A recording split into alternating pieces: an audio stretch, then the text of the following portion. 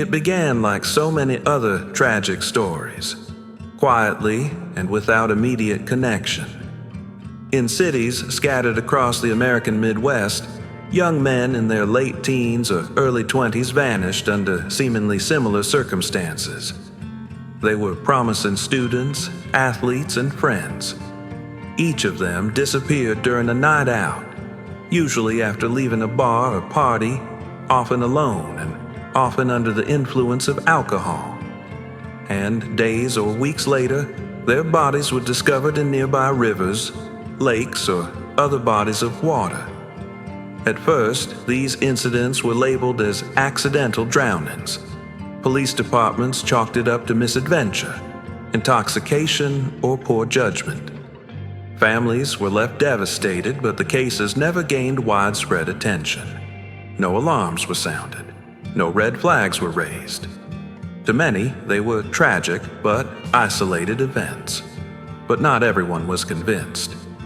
In the late 1990s, retired NYPD detective Kevin Gannon began to notice a disturbing trend. He was working a cold case involving one of these victims and couldn't shake the feeling that something about the death didn't add up. When he brought the case to his colleague, Anthony Duarte, the two began digging, and what they found would spark one of the most controversial theories in modern criminal history. More than 40 cases, all young men, all found in water, all with eerily similar backgrounds. And perhaps most chilling of all, many of these sites were marked with a graffitied smiley face, often within a short distance of the location where the body was found. Sometimes spray painted on nearby trees or bridges, sometimes faintly drawn on abandoned walls, but always there, watching, waiting, smirking. Was this just coincidence or a calling card? The detectives proposed a theory that would quickly divide the public and law enforcement alike, that a coordinated network of serial killers was targeting young men across the country and leaving behind the smiley face symbol as their signature. The press quickly picked up on the story. Some labeled it a hoax. Others sensationalized it with headlines like, "The Smiley Face Killers Strike Again." And while mainstream law enforcement agencies rejected the theory, insisting the drownings were accidental and unrelated, the pattern was too distinct for many to ignore. As public interest grew, so did the unease. How could so many similar deaths occur across so many different states, all under such strange circumstances, and be dismissed as mere coincidence? What were the odds that a smiley face would be present at so many of these locations?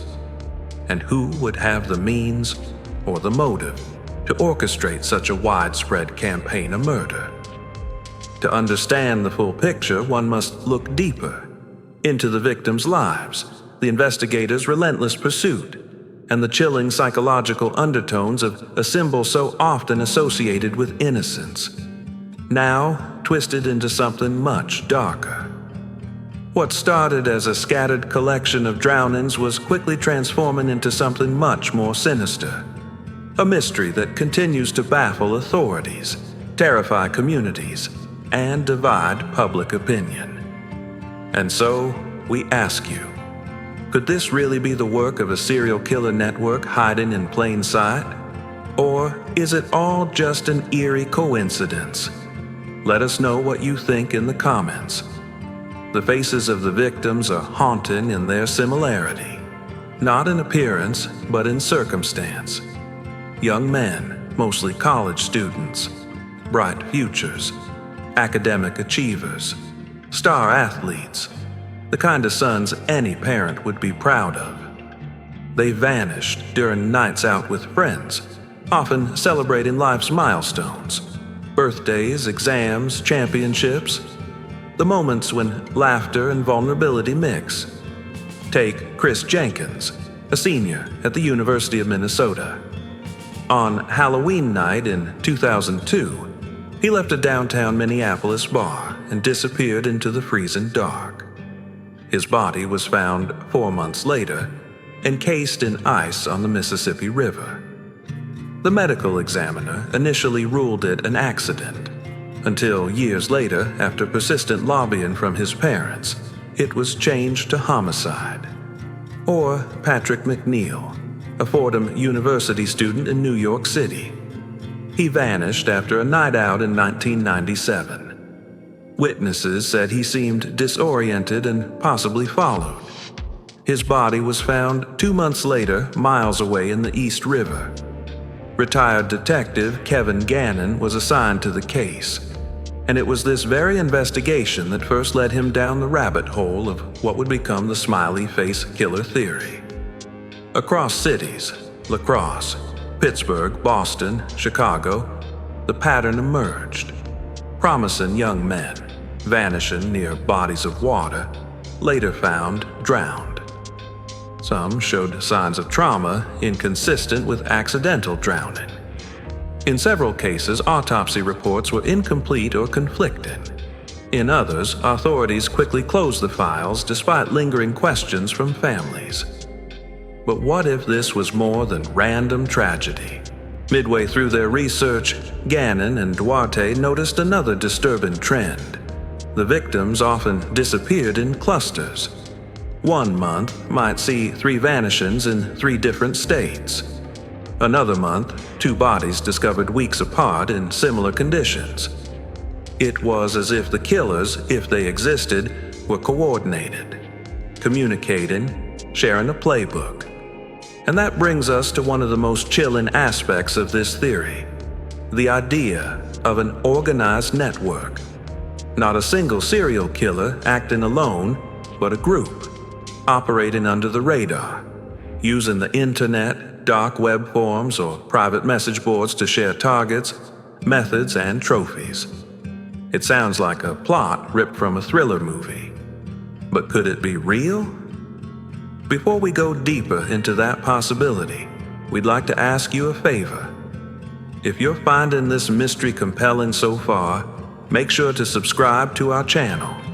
We cover dark stories like this one every week, and you don't want to miss what comes next. Back to the story.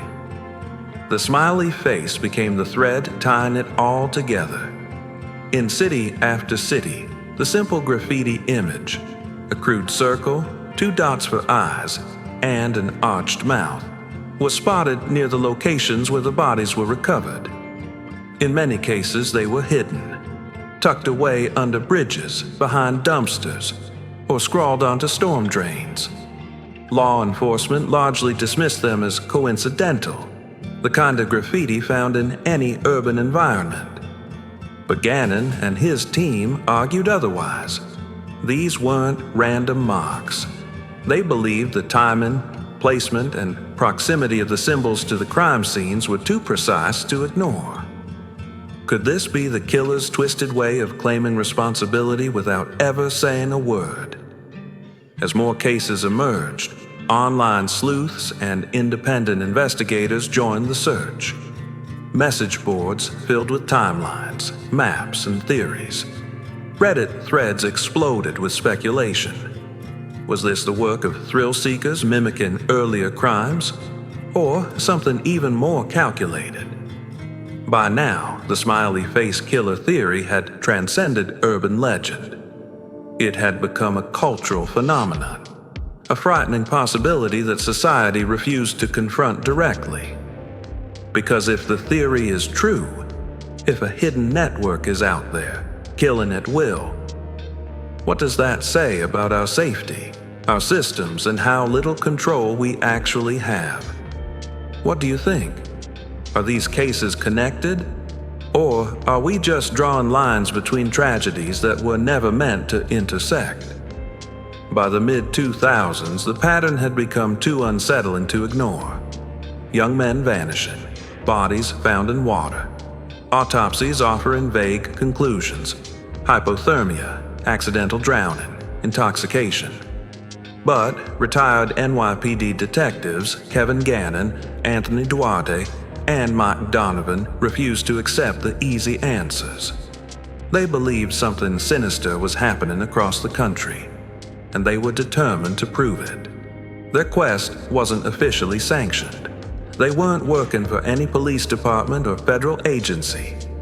This was a personal crusade, a mission born from frustration, grief, and a gnawing sense that something wasn't right. They began compiling files, poring over autopsy reports, retracing last known movements of the victims, city by city, state by state, pattern by pattern. They called it the Smiley Face murder theory. Gannon and his team claimed to have identified over 40 suspicious cases, all involving college-aged males, all found in water, all originally ruled as accidental drownings. In nearly every case, they argued, there were signs of foul play, defensive wounds, unexplained injuries, inconsistencies in timelines. But most of all, they were disturbed by one thing: the presence of the smiley face graffiti near where the bodies were discovered. To law enforcement, graffiti was just that: graffiti. Random, meaningless. But to Gannon and his partners, it was a calling card. A message left by a killer, or multiple killers, operating in the shadows. The faces were never identical, but the theme was chillingly consistent. A smirk, a mockery, as if someone were laughing at the world, knowing they'd never be caught. But the deeper they dug, the more resistance they encountered. Local authorities, medical examiners, and even the FBI dismissed the theory as conspiracy thinking. They argued that college-age men drowning after drinking wasn't uncommon. Tragic, yes, but not unheard of. The presence of graffiti. Coincidence. Urban environments are littered with tags and symbols. The investigators, they said, were seeing connections where none existed. Still, Gannon's team pushed on. They hosted press conferences, gave interviews, and appeared on documentaries. Each time, they laid out their evidence, the photos, the maps, the timelines. Each time, they asked the same haunting question: why are so many of these young men ending up dead in the exact same way? Critics scoffed.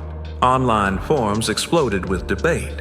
Some praised the investigators for uncovering a hidden truth. Others labeled them as sensationalists chasing shadows. But not everyone dismissed them. Independent researchers and true crime enthusiasts began contributing their own findings. Reddit threads mapped the locations of drownings. Twitter users tracked new disappearances. Amateur sleuths cross-referenced dates, distances, water flow patterns, even surveillance footage when it was available. And slowly, a chilling possibility began to emerge. What if there really was a pattern? What if this wasn't random? What if someone or several someones were orchestrating it? The Smiley Face Killer theory began to evolve. It wasn't just about a killer. It was about a network, a group, possibly connected online, operating across state lines, carefully selecting their victims. They weren't sloppy. They left no fingerprints, no DNA, no confessions, just bodies and questions. And always the smiley face. But one question loomed larger than any other. Why? Why these victims? Why the same method? And what did the smiley face actually mean? Was it a symbol of control, a taunt to law enforcement, or something more deeply ritualistic? As you listen to this, ask yourself, could this be the work of a highly coordinated serial killer group? Or are these grieving investigators desperately trying to find meaning in tragedy? And if the former is true, how do you stop killers who may not even know each other, but share a terrifying mission? The truth, as always, remains elusive. But the deeper you go, the harder it is to ignore the pattern. As the years passed, the Smiley Face Killer theory refused to die. Despite the skepticism, despite the dismissals from law enforcement, and despite the absence of hard proof, the whispers continued. The idea of a hidden network of killers, organized, methodical, and eerily consistent, lingered like a shadow over college towns and riverbanks across America. More cases emerged. Chris Jenkins in Minneapolis, Patrick McNeil in New York, Brian Schaffer in Columbus, Tommy Booth in Pennsylvania. Young men with bright futures vanishing after nights out, only to be found lifeless in bodies of water days, or sometimes weeks, later. In almost every instance, something felt off. Bodies discovered in areas previously searched. Victims found in a state inconsistent with how long they'd supposedly been in the water. Questions left unanswered. And still, the smiley faces. Graffiti near the sides. Drawn hastily, sometimes faded, sometimes fresh. Spray painted on bridge pillars, storm drains, tunnels, trees. Was it a coincidence? Could it really be random tagging? Or was it, as Kevin Gannon insisted, a deliberate sign from the killer or killers taunting those left behind? To some, the theory evolved into something greater than just a crime story. It became a mirror, reflecting our deepest fears about the world. That evil can be organized, that predators can hide in plain sight, and that systems meant to protect us might be too blind or too bureaucratic to see the truth. The FBI, for its part, issued a formal statement. According to their investigation, there was no evidence of a serial killer or killers operating under the smiley face theory. The drownings, they said, showed no pattern, no forensic link, no evidence of homicide. But to the families who buried their sons, that answer rang hollow. Many of them described stone-faced police departments, rushed conclusions, and missing footage. Some claimed their sons were athletes, trained swimmers, unlikely to simply fall in and drown without a trace. Others described last phone calls, frantic text messages, or behavior that suggested something had gone terribly wrong just before they vanished. The public was divided. Some labeled the theory as classic American paranoia, a modern urban myth. But others believed it completely, and they began to dig deeper. Internet sleuths mapped drownings across state lines. Private investigators reanalyzed autopsy results. Even some former law enforcement officers began to say, off the record, that the coincidences were too many to ignore. And so the question hangs, still unanswered. Is there a killer or a group of killers behind the smiley face graffiti? Or is this a case of apophenia, the human mind's tendency to find patterns where none exist? Ask yourself, how can so many young men of similar age and build die in eerily similar ways across multiple states? Why were their phones often missing? Why were some of the bodies discovered in places that had already been searched? And if this is just a coincidence, why does the same haunting symbol keep appearing? It's a mystery with no clear ending, and maybe that's what makes it so chilling. Because unlike other cases, this one doesn't wrap itself up with a suspect in hand or a confession. Instead, it asks you, the viewer, to become the investigator. So now, we turn to you. What do you believe? Is this the work of a nationwide cabal of serial killers, communicating in the shadows? Or is it just a tragic pattern of unrelated deaths, woven together by grief and coincidence? Drop your thoughts in the comments. Start a discussion. Share what you think might have really happened. Because until the truth is uncovered, the smiley face remains.